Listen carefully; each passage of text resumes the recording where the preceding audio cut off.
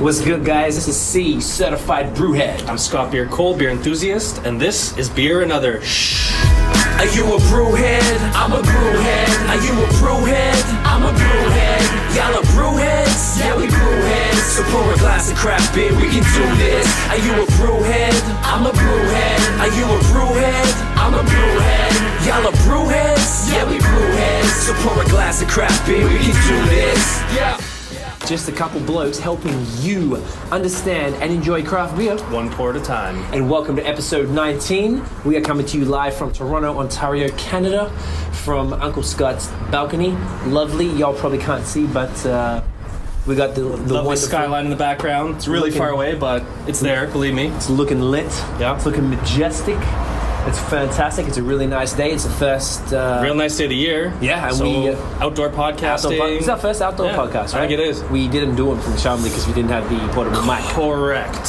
Which kind of sucked, but this summer I think we're going to be... a lot of drinking outside. A lot of outside drinking. So we got a big lineup today. A great lineup of beer. A great lineup of beers. Before we even get into that, let's just really quickly do the sponsors. Cool. First up, we have BrewHeads. Shout outs to BrewHeads, thebrewheads.com. If you head over there, use the code BAOS. You will get 15% off all your merchandise. Craft beer merchandise. Craft beer merchandise, that's what I was looking for. Glasses, shirts, and all that fun stuff. All the good stuff. We got the new snifters now. He's got these real Yes. dope new tank tops. I don't know if you've seen them. They're pretty fly. Do you have any hats still available on his website? We have there's less than 5 left. Less I than believe. 5. The glasses, which we're about to Get drink them from while they're today, they're all sold out, so they're done. No more of these. Sorry, guys. Sorry, guys. Sorry. Done. You missed your chance in missed your history. chance. It's done, but we have about 5 hats left, and then it's all over, and we're going to have some new stuff this year. Cool. So shouts to BrewHeads. Our second sponsor is Illnote Studios, so illnotestudios.com. That is my brother Notion. That is why the podcast sounds so exceptionally lit. Any mixing, mastering, audio engineering work, production, he can hook you up. If you go to illnotestudios.com, you use the contact form and you just mention that you heard it on the podcast, you will receive 15% off your services, which is Sweet. pretty sweet. And lastly, of course, we have Jason Kucharawi. Yeah. Kucharawi. You Cooch, say- the beer wizard. The beer wizard. Cooch. He works for Toronto Urban Adventures, which is a beer tour guide company based here in Toronto. And if you head over to the website, which is just torontourbanadventures.com, you use the code BrewHead, singular, you get, I think it's 20% off any of your beer tours. It's like a cool beer history tour. There's a few different tours, aren't there? Yeah, there's at least 2, I believe. Sweet. So use those codes, get their discounts, and enjoy. So, Cool. episode 19. So today, this is our first one without a guest for a little bit. Yeah. So we figured, now you brought these beers back from Cali. From my Cali trip, yeah.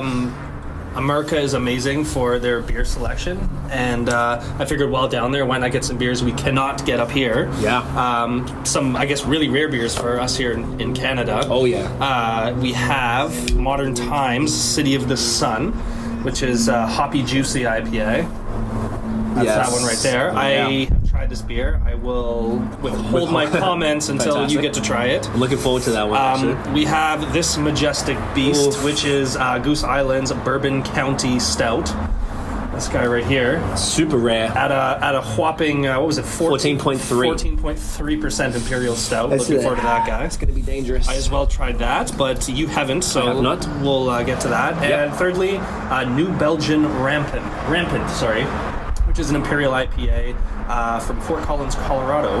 8.5%. 8.5%. So we got some high ABV things going on here. We do. Have you had this one at all? I have as well, yes. Okay, so- this came in like a IPA mixer pack. There was a tangerine IPA, which I dropped at the airport right before going through customs. Did it smash? Smash. In the airport? Well, yeah, the top came off and started spraying everywhere, and I'm like gosh. covered in beer. It's midnight. I was catching a red-eye flight, and it was really delicious. I wish you could have tried that. That's but okay. You for did a another valiant time, yeah. effort. That's okay. We'll be in Vermont this summer, Yes. so it's going to be. We'll get all that good stuff there. So, I think we should. Would you like to do the honors, sir? Yeah, let's start with the Modern Times. Yeah, items, start with the right? Modern So I don't need a Times. bottle opener for that. No, we do not. So we'll get these. Let's give this a little. I like the. Yeah, you hear that can Hear right that? there? Hear that? You hear that can? Is this, have you had any other Modern Times? I haven't had. No, I haven't. I went to their beverage outlet, which is called the BevMo in Cali, right? in Newport, Cali. Yeah, and the guys that work there are really knowledgeable in craft beer. So I kind of asked him like, what's going on. I was looking for Pliny the Elder, and couldn't find it, and the guy highly suggested this beer, so I thought I'd grab a couple of them, and they were awesome, so I brought one back for you because you're a gentleman and a scholar. I'm a gentleman and a scholar. So it's one of the most common beers I would say that I see on Instagram. Oh, feel free to crack it. Sorry, okay, let's go. Yeah. Yeah, that's sprayed everywhere, just the way I like it. It's one of the most common beers that I do see on Instagram as far as from the beer guys in the States. All of their different ones. I never really paid attention to the different beers in and of themselves, but just modern times in general you've seen and heard about. But it's just one, I don't know why, I just never really had the opportunity to have anyone bring it back for me or anything yet. So I'm a nice guy, so I would go as far as say you're a top bloke. You're a top bloke. Here you go, mate. That's what Mum said. So Tiff, do you want? So Tiff, behind the camera as per usual, are you able to have a free hand to grab your beer? Oh yeah, definitely. Because when we're amongst friends. Cheers, sir. Cheers, guys. Tiff. Cheers, Tiff. Oh, cheers. Thank you. Cheers. Hey, Yeah, we all drink. We all drink. Okay. Hey, mate, how you doing? G'day, bud. That's just my buddy. Oh, wow, that's phenomenal. Okay, what I'm going to do just for the fun of the video, I'm going to take a quick photo. You want to speak to that really quick whilst we're taking the photo? Yeah. So I had the opportunity to try this guy already, and smile. Beauty. First thing I thought was to me, it's like Heady Topper Light. I know we talk about Heady Topper a lot, and I don't mean to keep bringing it up over and over again. But that's for me, the pinnacle of IPAs or double IPAs, whatever you want to call it. Mm-hmm. And this stands up to that in my opinion. It's a little less bold, but similar flavor profile, I'd say. Mm-hmm. Definitely say less bold. Yeah, it's not as kicky in the mouth, but... No. So it's got 85 IBUs. It uses Mosaic. I've never seen this word before. Motueka? Motueka, that looks like, yeah. An experimental hop, 05256. Which is hella cool that they do that. Yeah. I like it. It says it's loaded with sticky, fruity, new wave hops, redolent of melon, lime, and citrus notes. Redolent, wow. I definitely get a lot of fruit in this. This is actually really good. I like the name Hoppy Juicy IPA. That's what it is to me. It's like juicy, like it's really citrusy and like just bursts of flavor in your mouth, no pause. No pause. Yeah. Okay. This is really good. They're from San Diego too. Yeah. San Diego, man. They're just like killer. Barely there, malt backbone. Yeah, this is definitely super bitter. But what am I getting? It's like I feel like there's a slight liquor undertone. I mean, it's 7.6. It's pretty high. Wheat added. Man, I kind of acidulated and everything. Acidulated. There you go. I haven't seen that word before. Struggling today. This is good. A nice little real thin head. Super refreshing. A little bit cloudy. Great color too, man. Like a nice orangey. It's gorgeous. It's like a real vibrant kind of cloudy orange. Mm-hmm. For some, it's actually kind of like quite palatable. And I was about to say sessionable, but it's not really sessionable. It's like I hate that word. It's easy. Sessionable. Yeah. Easy drink. I want to say it's like easy drinking, sessionable. I don't want to say that word because people were not enjoying that use in the last podcast. It's very palatable. It's it's not that hard. Like I could drink many of these in one sitting. Well, I don't know if you could because that 7.6 will catch up to you. Yeah. But it tastes sessionable. I guess is what I'm trying to say. We should make up a new word for sessionable. I don't think anyone's got a problem with the word sessionable. I think people have a problem with the word. You do? No. Just me. Just me. No, this is really good, man. Do they have a brewery that you're aware of at all? I mean, of course they have a brewery, but do they have a tap room or like a brew pub? Right, I see what you're saying. Yeah, I didn't make it down to San Diego on my trip, so we were planning on it, didn't have enough time, but apparently that's like craft beer central down there, so we're gonna definitely have to check it out. Yeah. Once you're allowed to leave the country, which will be literally like any week now, according to crazy immigrant to you. I am quite the immigrant. I'm just gonna take a few quick notes. What do you think? So it's fruity. I'll take it off the thing later. Don't worry about it. So this is really good. I'm very, very satisfied with this.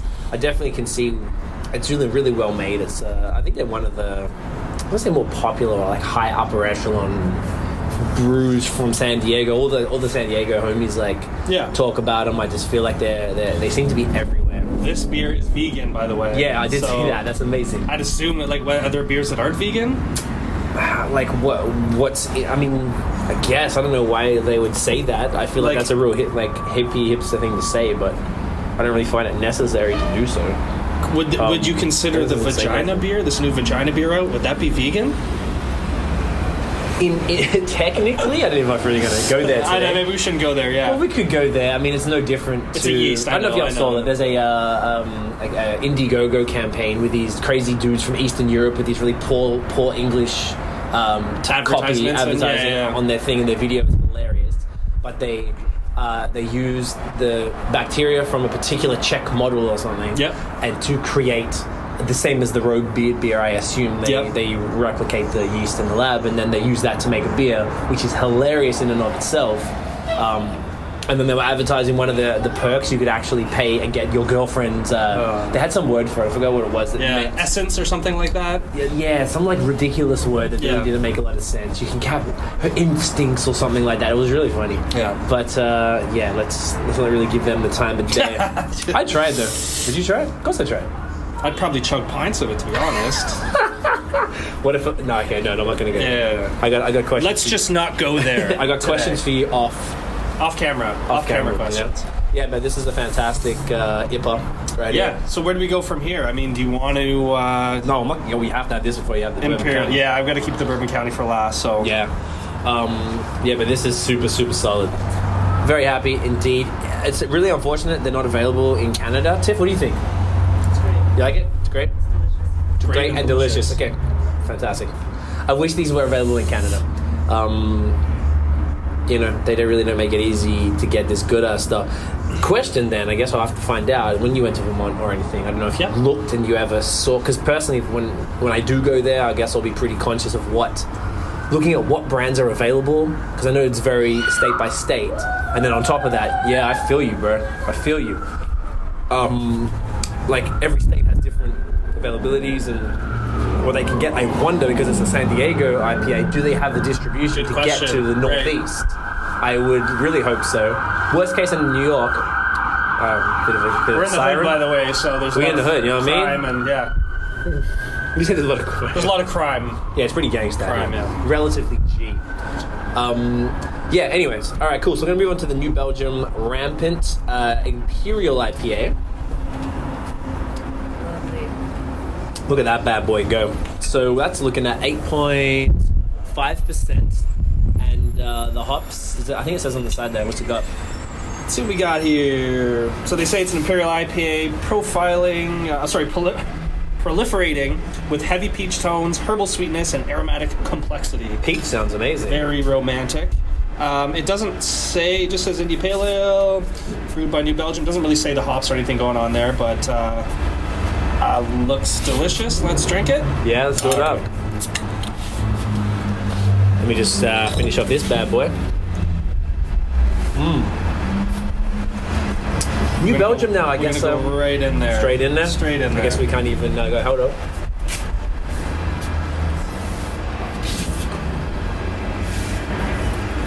This is much clearer than the modern times. We're looking almost... crystal clear, see-through right on that one. Okay. Definitely a larger head. Totally different vibe. Cheers. Cheers, folk. Cheers. Oh, yeah. Okay. All right. Definitely different.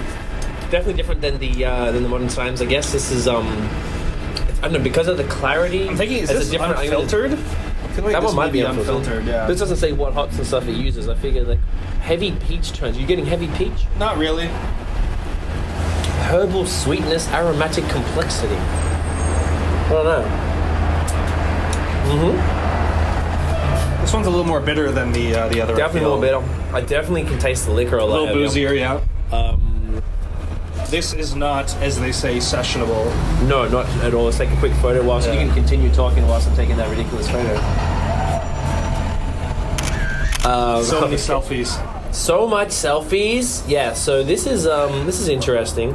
Definitely. What do the people need to know about this beer? I'd say, well, it's definitely the bitterness is definitely more intense. I have a bit of a preference for the I really think the fruity hops. That's what I like. About that. Same here. I had an amazing one last night. Just on a quick side note, it was a Collective Arts. Collective Arts, yeah. Ransack the Universe IPA. Okay, oh my lord, it was amazing. Fantastic. Yeah. like I'd never seen dead ass. It was like one of those yeasty, foamy heads, and it wouldn't go away. It's kind of similar. Look, just an unrelenting yeasty foamy head, and you can't go wrong with one of those bad boys. You know, it's phenomenal, and it reminded me a bit more, looked more like the Modern Times there. But this is I'm definitely getting like herbal. I mean, maybe a little bit of herbs. Does it taste imperial to you? Does it taste? Oh, yeah, for sure. Yeah, it's definitely strong, right? I just definitely get... There's a lingering bitterness I'm definitely getting. Lingering bitterness. It's definitely more like the liquor backbone in there. I think one little thing, we didn't have like a palate refresher between the two beers and poured it immediately in, so I feel like it's a little biased. It's going to be hard to go to this after... oh my God. We'll just pour it in. We're going to get like... It's going to be a dangerous one. Yeah. 14.3% is huge, but yeah, this is pretty good, man. New Belgium don't mess around. I really hope that they become more available in. I got it in a mixer pack. There was this kind of lighter, sessionable tangerine IPA, which I found to be the best of the 3 beers in the pack. There was kind of their run-of-the-mill IPA, and then their Imperial IPA. So, to be honest, this was the least favorite of the 3 for me. Favorite, yeah. For me, the tangerine, the sessionable tangerine IPA. I can't remember the name of it. Broke, yeah. The one that broke was the best one that I wanted to have here. Damn it, that's okay. The idea was I wanted to do an episode with all 3 and kind of compare each of them. One broke, one I forgot and drank it, and then this was the last one. That's like one of 3, right? Hey, can't complain. Yeah. Okay, that's pretty solid. I mean, I respect New Belgium a lot. They were, from what I understand, one of the first craft breweries. Excuse me, particularly with that Fat Tire that... I remember Fat. That was the first New Belgium beer I had, yeah. Same. I had that in Chicago. It's an amber or a red. I had it in Chicago as well. Really? As well, yeah. Look at that, because it was available at 7-Eleven, that's why. Right, I think I got it from the Binnies. Stuff we talked about. Was Bevmo... Similar. Yeah? Similar. Smaller, but similar idea. Right, but was it like I can't even feel... It wasn't that overwhelming, but they had shelves higher than I could reach of craft beer, but just the variety wasn't as big as the Binnies I went to in Chicago. Better, for your sanity. Yeah, it was still a little bit like people had to walk away from me. I'm like, you guys got to give me a minute. There's a lot of beer here. I need a moment. Yeah. You got to digest it. I feel like it's... Like, I panic. Like, I get panicked. Like... It's like, I can't wait to my arms aren't big enough to hold all the beer that I want to take. Not even like trolleys. Like, no. What do you guys call them? A cart? Like shopping cart. Yeah. Trolley. It's trolley. I'd like to fill one of those bad boys out. I want to do a podcast in one of those stores. So once, like this summer, we'll definitely, at the very least, we'll go to Vermont. Maybe serious. I don't know how close to New York Vermont is, because I bet if we just go over the border to like Plattsburgh, which I'm pretty sure is as close. Is that right, Tiff? It's pretty close, right? Plattsburgh, New York. Hour and a half from Montreal. From Vermont, or so we could probably just dip across from Burlington, though, right? If you went to Burlington for one part, you could just dip across for a day. It's probably like half an hour, 45 minutes. East or west, you know? I think it's west. Okay. I'm pretty sure. It's west because it's west of Toronto, and Toronto's right above New York. So I think we get like the corner of Vermont or something. Okay. But we might be able to get different. Like if you went to Burlington and you go get Heady and get all that stuff, and then you dip across to Plattsburgh and see what liquor stores they find out what the boss dog in upstate, and I bet they got a whole different range. Perfect. As ridiculous as that is, like it would work. But this is good, man. I'm very. I'm not mad at it. I mean, it doesn't knock my socks off. I wasn't expecting it to. It's strong. It's liquory. It has that lingering bitterness. I don't like the liquor of it. I can't front. Like I don't. Not that it's a sign of a badly made beer, poorly made beer. I just. Well, you don't like liquor in general, right? I'm getting better now. No, I do now. But generally, I didn't. But this girl right here definitely really got me on everything now. So we're drinking like rum with lime, just straight with lime and ice, and nice. Which I love, and gin and tonics now. Nice. So I'm getting more used to it. But I just in a beer, like I feel like I'm always getting a headache or something. Maybe it's just because we just had like a serious coffee and this caffeine and alcohol and stuff. But it's like. I don't find... You live a crazy life, Craig Bruce Thorne. Do I ever? Caffeine and alcohol. I'm just zany, aren't I? You're zany. You're so zany. Oh, I'm crazy. This is... I don't know. I just prefer... If I feel like it's like an art to beer making, to brewing. Well, we always said... I remember when we started this whole craft beer, or this 365 days of beer. Yes. We had some pretty intense beers right near the beginning. We didn't know what we were getting into. No. Like the Navigator was, I think, 10-point-something%. And that was disgusting, yeah. Right, but you could taste the booze, and it tastes overwhelmingly strong.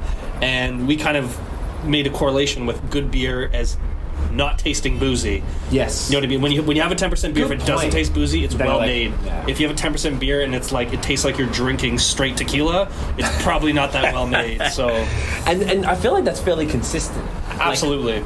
All the best beers, like I remember we were saying with Heady, which is like I think it's 8 or 9% or something. Maybe it's even 10. Heady's 8 and change. Hey, okay. Yeah. So you can't taste that. Not at all. It's dangerous. Not at all. It's good, but I feel like That's what I'm saying. So this Modern Times at 7.6. 7.6, yeah. 7.6. I could not taste that 7.6. It tasted like a 5% beer to me. Yes. Whereas this absolutely tastes 8.5. Taste 8.5, right? Yeah. Not to say it's not well made, but you can really taste the booze in this. Absolutely. So I mean, I don't know. Maybe that once again we're far from beer experts here, as y'all know. I would like to speak. Maybe when we were supposed to talk to someone from a pretty big, well-known brewery in Toronto today. We couldn't get the schedule working, so hopefully we'll get that coming up in the next month or two. But I want to ask these guys now. I guess is like. When I did, I got to speak to, which I wish you were there for that. We got to speak to Matt O'Hara, the brewmaster of BAOS, which was like kind of on the spot. I didn't have any questions prepared. I wasn't really, I got a good bunch of information out of him like randomly, but I would have liked to ask something like that. Like, is it hard to, like, is it a separate art to have an 8% beer and then make it taste like a 5? Right. Is that a thing, or is that maybe just a personal preference? Like, are there processes you have to put the beer through to make it taste less boozy with still having the same amount of alcohol in the beer? Yeah. And if is it, to even be comparing the Modern Times and this New Belgium here, is it a bad thing? Is this like a slight against New Belgium or this particular that it brew tastes boozy? That it tastes boozy compared to this? Is that a difference? I know that New Belgium have a much higher yield because they're one of the top 3, if I'm not mistaken, craft breweries in the United States. And Modern Times is likely much smaller, so therefore is it difficult to keep that consistency with the larger scale? Yeah, right. like what are you supposed to do? I'm sure there's elements in there. Speaking of that, there was this article that we posted on the BAOS Facebook page, and it was talking about how the amount of craft breweries, even though it's the highest it's ever been, it's still disappointing. And it was because the amount of craft breweries now has just exceeded what it was in like back in the early 1900s, say 1920s, just something like that. Before Prohibition. Before Prohibition, right?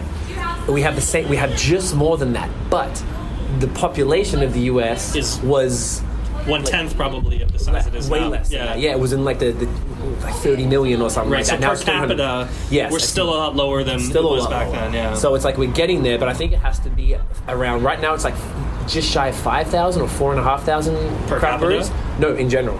That's Period. That's what it was then. There's a lot more than that. No, it's like four to 5. That's good to know. But, which means there's a lot of beers out there. And in order for it to be equal to what it was then per capita, it'll have to be closer to 35,000. Wow. Isn't that crazy? Yeah, that is. Which means, though, Canada is in a great spot right now. Like, it's booming, something amazing, at least between Montreal and Toronto, that the markets that we're focused on, which we're going to have to explore a bit more this year. Yep. But also, it's good news for the States that there's a lot more room for that. People want it. And I read this other cool article that was more about, like, the neighborhood brewery. Like, we were talking to Shahan from Lost Craft and about how he chose the contract brewing route as opposed to the brick and mortar style. And they were like, well, there's this whole other type of, I don't know what to call it, but they're like the neighborhood breweries. So like you're talking about that Lansdowne brewery we wanted to check out around the corner here. They probably don't sell bottles. They probably don't, maybe do growlers at most. They have 1 or 2 house brews, and they bring some local taps in. From okay, so it's more of a beer. Probably a bad example then. But no, but it's a brew pub. It's a brew pub. Yeah, okay. they brew their beer. So a brew pub that brew beer aren't in the liquor stores. Yes. They don't have to stress about like what Shahan has to stress about, knocking on doors, getting all these pubs to stock their beers, or the liquor stores, which the LCB has a whole process in and of itself. But the whole thing is that if you go to a city, like whether it's Toronto, doesn't matter, you want to go to that neighborhood because that beer is to serve that neighborhood, and they can survive off that neighborhood alone, because craft beer isn't like those like Irish pubs where you're going to get smashed and leave at 3 a.m. Right. It's a place where you go from, people go quietly after work, they have their couple beers, they enjoy it, they'll go there for a date, they'll go there for a meeting, have some food, and they'll go home to their families. Exactly. And it's no different to a cafe, they were saying, and I thought that was such a cool concept. Like, it's less stress on the brewer, and it's like, guess it makes each neighborhood so much more like unique and separate from another, right? Yeah. And that's the beauty that makes you want to travel to those particular places. To try each small little brew. Yeah, because I know if you come to Toronto and you go to this Lansdowne brewery, it's the only place you can get their beer. Yeah. Bellwoods is another great example. You can't really get their beer elsewhere, if I'm not mistaken. Yeah, I mean, they have the bottle shop. Right, but that's it. Yeah, that's it. But that's like, they didn't start with the bottle shop. No, they that was had an addition. growlers, and I feel like when, like, you know, I guess we've made this pretty clear on the podcast before. You and I, our ultimate goal is to have something like that, and I feel like that's going to be the way to go. I'd like to have a brick and mortar place. I think I'd almost prefer that though. Like, so would I. There isn't everywhere that you have to come to us, and then we decide, you know what, we're going to do growlers, and then we'll do growlers, and then you know what, we're going to do bottles, and we open up a bottle shop on the side. But the goal isn't to, at least in my mind, not to mass produce this product that, you know, where quality is kind of not really a big issue. I want small batch, like amazing beer, kind of cool, new, interesting styles. And I want the people that live in my neighborhood to come and drink it. I don't care if people around the world are drinking it. Yeah. It's not to kind of, you know, blow up and make a ton of money. It's like to have a sense of community and have, you know, cool local product and people that live in that area drink your beer. And it's really I don't cool, know. It's a cool concept. I like that idea. I like it a lot. Cool. Yeah. I'm glad we aligned on that publicly. Tiff, do you want to try this beer before I knock it out? Yeah, sure. Yeah? We should also... I feel like we should clean our glasses out before we, pour an Imperial Stout into an Imperial IPA glass. Yeah, we BrewHeads, so pour a glass of craft beer, we can do this. Yeah. We back. Sorry, guys. We just wanted to wash our glasses out because we just had 2 IPAs without washing them out, which is like... Probably shouldn't have done Should have done that. Yeah. But, you know, it's okay. We're here. We lamping on the balcony. So we're about to do something pretty serious. This is a 14.3% Goose Island Bourbon County brand stout. So this is a beer that I personally have been seeing on... Oh, yeah, give that bad boy a kiss. I've been seeing on Instagram from all my American beer homies for quite some time. I'm genuinely grateful that you brought this back, man. Thank you very much. Yeah, man. I have. You are the beer, the beer Santa for me. You brought me the best. You can't go to Merca, so I got to go to Merca for you, and I got to make this happen. So. my man. Yeah. So it's okay because it's going to be a couple weeks and we can go to Merca. It's going to be Merca. So I'm not going to lie, I'm a little scared. It is a scary beer, but it's very rewarding. I think you'll really enjoy it. Yeah. I had the pleasure of having it on tap, right? On tap at kind of a little ghetto pub with a tent over it. I was after in San Jose. We went to a shark skin, and we were kind of wandering about in the rain, and we stumbled upon this kind of cool pub. I don't remember the name, but they had kind of just your basic lineup of beers, and then I saw this golden goose head, and I'm like, what is that? What is that? I looked up on the chalkboard, and it was Bourbon County Stout. I'm like, get effed. There's no way. So, I mean, they're serving beer in plastic cups, so I had this beer that I've heard so much about. I mean, they sold it in Toronto in limited quantities. I remember you called me to come get it. That's right. For $30 a bottle. 30 bucks. Can I ask how much this was? $10. Merc. 10 Merkin, so... Man, they were $30 a bottle, and it was this size, too. And they sold out like that. Like in a second. Summer Hill, right? Summer Hill, yeah. It was only 1 or 2 locations. That's crazy. But I had it in this plastic glass, and I was like, oh my god, it's amazing. It's as good, if not better, than I thought it would be. So I happened to be in a Whole Foods in Newport, Los Angeles. Just outside LA. I've heard of it, okay. In Irvine, or Newport, whatever you want to call it. And they had this guy, and I was like, oh my god, that Bourbon County Stout, just sitting there, all unassuming in the bottom. Yeah, and I'm like, what the hell? I'm like, grabbing 9 of them. I'm like, okay, maybe I shouldn't grab 9. Let's take 2. Let's take, 1. I took 1. You took 1? So, you took 1. Yeah. So, we just actually looked it up on the Goose Island or the Bourbon County Stout, whatever it was. On Beer Advocate. Beer Advocate, was it? No, well, yes, and it was... Yes, okay, yes. So it was 100% on Beer Advocate. On Beer Advocate, it was rated 100%. That was the Beer Advocate score, and I think there's the Beer Advocate score by the beer writers, and then there's the public. The public, which was 95. So I mean, it's still pretty lit. It's still one of those really highly rated beers. And then Tiff just found the actual a Bourbon County Stout website, and it was 3 different ones. There's a rye barrel one, and blah blah blah. So they do variations. So this is the black label There were six altogether. Sorry, Tiff, you should be up here, I think it seems for 2015, there were 6 releases. Which is phenomenal. This is the run-of-the-mill one, I think, and then there were variations on this. On this one. Yeah. Well, I'm just genuinely grateful to be able to try this one. This is probably, dead ass, the second highest ABV I've ever had. I had for beer 2000 the 17% Mackellar Black, which was phenomenal, but it was like a punch in the face. It was so serious. Again, I found this is boozy. You can't be not boozy at like 14%, but doesn't taste like 14%. Still drinkable. So I'm not going to talk too much about it until you try it because I want to hear your thoughts on it. Let's pour it in these exclusive limited edition BrewHeads XC glasses right here. Here we go. Oh yeah. Oh yeah. All right. Yeah, pour it. Yes. Oh, it's much lighter than I thought. Yeah? I thought this would be like tar. Well, there's not much head on it, so that can be... attributed to the... all the sugars in it. Look at that. It's like... Damn, it's coffee. Okay, very light head. Orange, like it's crazy. Yeah. Dissipates very quick. Not it's too heavy. It's too syrupy, right? To really hold, you did say syrupy, actually. Yeah, it's mad syrupy. That's right, mad syrupy. Mad syrupy. Okay. All right. I mean, it smells like any other... there you go, Tiff. Any other... Oh, well, first of all, guys, cheers. Cheers to highly rated beers. Highly rated beers, documented. All right, so... I'm getting a lot of bourbon. I'm getting... A lot of bourbon. And coffee, very naturally. Vanilla. Yeah. Okay. Come on, man. Come on. Oh, Lord. Is that not phenomenal? That is phenomenal. That's so Yo, good. there's like a vanilla bean just right in this. I'm getting so much vanilla, caramel, toffee, or whatever it is. Yep. Yeah. That sweetness, the caramel sweetness. Very strong coffee, bitter dark chocolate. I get... when I had this on tap, I got a lot of star anise, like the licorice, dark licorice flavor. I'm getting less now, but I'm still getting that on the back of my tongue. Yeah. Wow.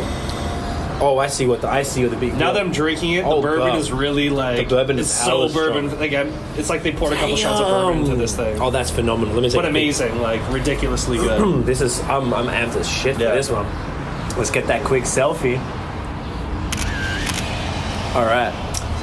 This is great, man. Thank you. Brown sugar. Brown sugar. Yeah. Yes, brown sugar, definitely. Tiff, what do you think? It's fucking delicious. That's okay. It doesn't come through in this one. This BAOS is for the children. That's right. Except for the over 19 and over 18 in Quebec and over 21 in the States. So it's not really for the children at all. This is actually hand signed. Really? Yeah. By Jared Jankowski. He's the brewmaster. Yeah.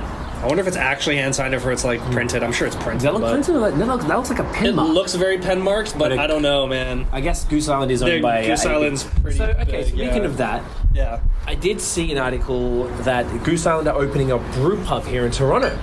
Now, how do you feel about that? How do you feel about that? I mean, there's a lot of things you could say about that. Are they trying to jump on the craft beer bandwagon? Well, of course. You know what? Goose Island been around for a while, so they ain't jumping on anything. They're just expanding. Right. And here's the thing I'm not mad at. So, recently, in the past couple of years, actually, last Canada Day, I went to a baseball game at the Rogers Centre. Yes, sir. A Blue Jay game, obviously. Go Jays, go. Go Jays, go. Sports teams. And I obviously am very upset at the beer selection when I go to sporting events because it's usually a bunch of corporate bullshit. Yeah. Whether it be Molson, Labatt, whatever it is. But there was Goose Island, and I was very excited about that. So I think they had their Honkers Ale and their IPA. And I'm like, those are far better options than Budweiser and Bud Light, so I'm very happy to have that. Yes. And to be honest, I like those beers. I don't care who makes them. I like them. I like them too. And I'm cool with it. So if they want to open a bar or a brew pub, I'm fine with that. And as long as they just make good beers, that's all I ask. Make good beers and don't overcharge for it, and I will show up to your pub. Yeah, I feel that. I mean, I guess there's still the moral and ethical thing that any sort of craft beer enthusiast might have with knowing that the $10 that you spend on this goes to AB InBev to continually suppress craft beer and manipulate the industry to make them to continue to be the head of the monopoly. That is, in any sort of anti, I don't know. Is it really a double-edged sword? Is that kind of what we're doing here? I think it's absolutely double-edged sword. You're damned if you do and you're damned if you don't. Pretty much. So that's what it is. I would frequent it, and I'm not mad at Goose Island because when Tiff and I went to Chicago, when you went to Chicago, it was 2012. We went February. You had the tasting at the brewery, right? Yeah, we went to the. That was the most beers I had. I think we had 16 beers at the brewery that day, tasters. But we went pretty crazy. And I don't know, I was just so impressed. I was we were enamored with Chicago as a whole. Yeah, Chicago was awesome. Literally, the Goose Island Brewery we went to, I think it was in that Wickham Park area, which was right next to the Binnies. And that whole experience was just such a phenomenal thing. You're already drunk walking out of Goose Island, and you go, oh, what's this? If you want to get some wine, it's at a wine depot. You walk into Binnies, and there's this angels come down from the sky, and there's literally thousands of craft beer, and I didn't know what to do. Yeah. Because I didn't know you could bring many back. You brought back way more than we did. Is the bourbon hitting you? Is that what it is? Or? Yes, sir. I have to drive too. This is going to be fun. I do have, and at the time in 2012, if I'm not mistaken, because I did look it up, AB and Bev had not bought Goose at the time, right? Exactly. So that was straight original, and I know for a fact because I've read a lot up on this because this was probably the first high-profile craft buyout by a major. They didn't mess with the brewmaster, the brewing process. I don't think they fired the staff. They just expanded. Right. Which is great for the beer itself. That's why the beer is still raw. That's why people still camp out for this beer every year now. Yeah. So I get it. It's just that the money is going to someone who has a genuine disdain for craft beer, and they're only buying it because macro beer sales are dropping and craft beer sales are growing every year. And that's the only reason. So it's, once again, but at the same token, good beer is good beer is good beer. Who cares who makes it? That's it. That's what it comes down to. It's a real tough thing. I would 100% be present at this Goose Island Brew Pub. We will be there. Yeah, we'll check it out as soon as it opens. Oh, for sure. And I Tiff and I were at we run the hip hop and breakfast event at the Den every month, and they have I think it's the IPA on tap there, and of all the rest of their beers are garbage macro beers, every single Keith's and other stuff like that. That's the only one. So we went there to check it out the night before our event last month, and we had that, and I'm completely satisfied. It's a great IPA. It's totally sessionable. It's totally drinkable. It's great flavor. So I'm I'm not mad. And if I went to the stadium and the Jays game or whatever, even I assume it's at the ACC too, right? Probably at a Raptors game.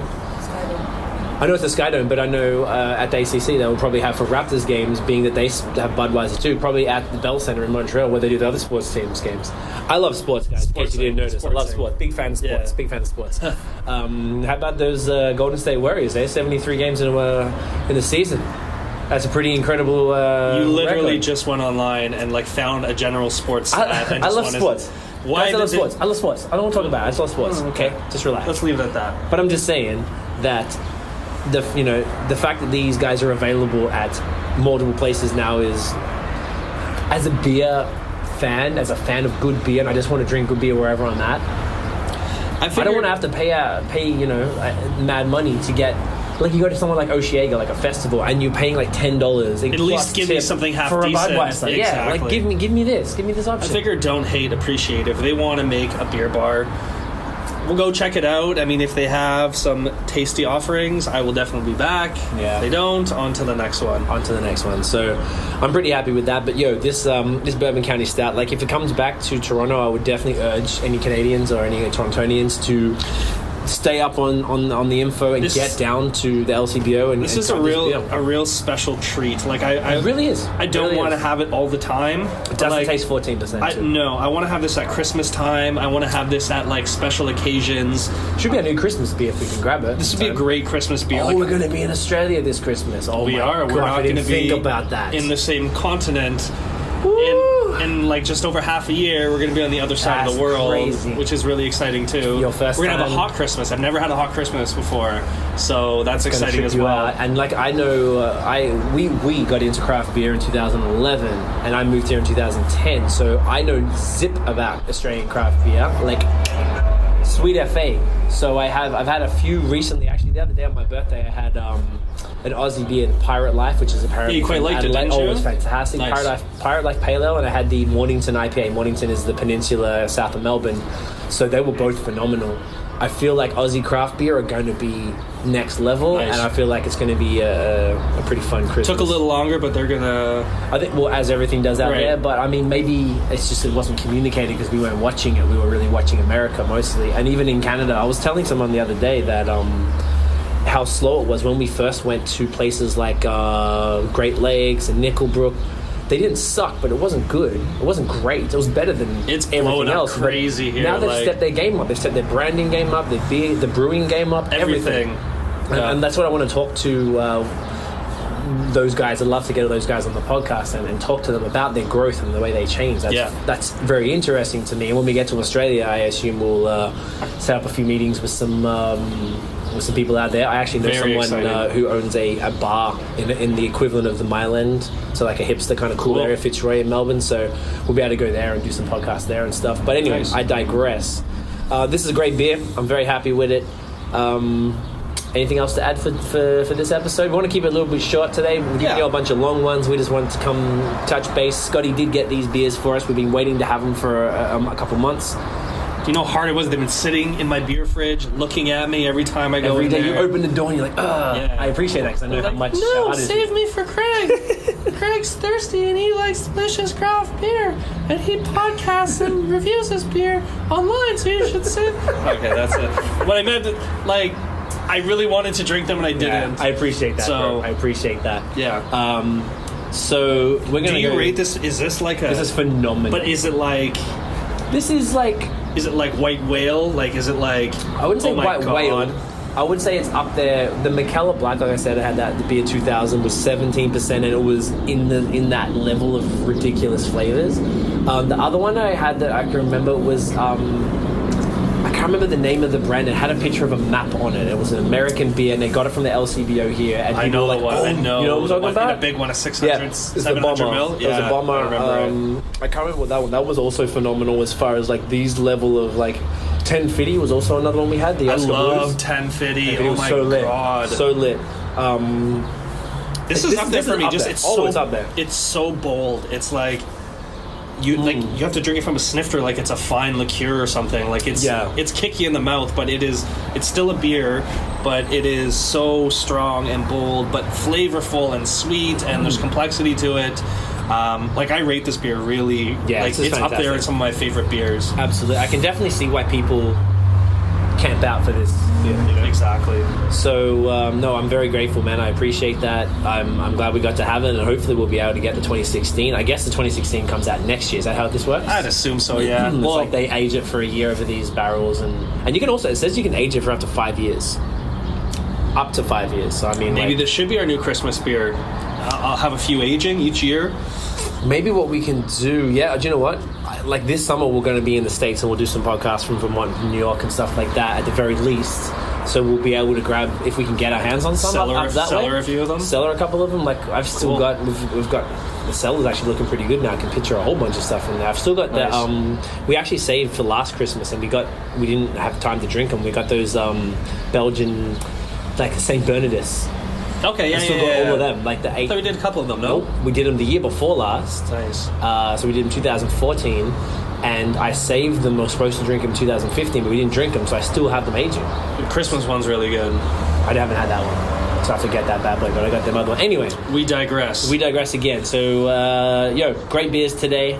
Nice casual podcast. We're very happy. We're sitting nice little our first outdoor podcast of the year. First outdoor. So hopefully next time we do one. Toronto in the background. Holler at the CN Tower. Look at it. Oh, it's majestic. It's gorgeous. Beautiful sunset. Drinking beers on the patio. Love my life. Loving life right here. Yeah. Wish I didn't have to drive, but you know what it is. I'm looking forward to doing the next one from the crib at the on the rooftop. Just lamp and the sun just shining down upon us, upon the man-dem. Is it woman-dem or is it just man-dem, even if there's chicks involved? It's not like French? It's just man-dem? ILS? Yeah. So if there's like one woman that doesn't check, like, or one man... There's one woman with a bunch of men? No, it can be umandem. What if it's only woman? You say gyaldem. Gyaldem. Oh, gyaldem, of course. Or Bear gyal. Yeah. Like Bear gyaldem, umandem. Yeah, how would you say in Jamaican? How would you say urban outfitters? Urban ting. Jonathan and Neil was a Bourbon Outfitters. That sounds like because they put H's in front of O's, like orange. It's a Bourbon Outfitters. Yeah. That's what I mean. I can't do it. I'm fucking not from there. Friggin' frig word, you? Yeah, I know, right? One each. That's not too bad. Let's end this while we're doing good. It's about to get dangerous, guys. Thank you for joining us. Episode 19. Beer and Other Shhh, the podcast. Catch ya, people. Keep on rocking in the free world.